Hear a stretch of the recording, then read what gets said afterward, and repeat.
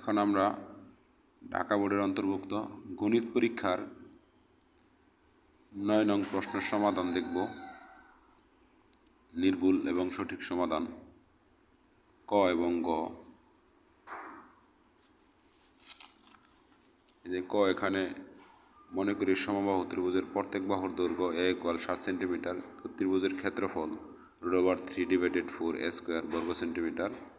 তারপরে এভাবে সূত্র দিয়ে মান বসিয়ে আমরা ক্যালকুলেশন করলাম। আচ্ছা, তারপর গ দেওয়া আছে সিলিন্ডারের উচ্চতা h = 20 সেন্টিমিটার।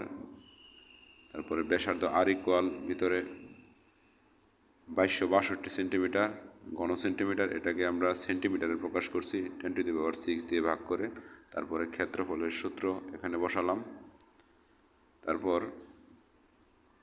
ক্যালকুলেটর দ্বারা গুণ করে আমরা মানটা বসালাম। এখানে ক্ষেত্রফলের সূত্র রয়েছে 2πr × r + h বর্গ সেন্টিমিটার। ধন্যবাদ সবাইকে। কোনো মতামত থাকলে কমেন্ট বক্সে জানিয়ে দেবে। আসসালামু আলাইকুম।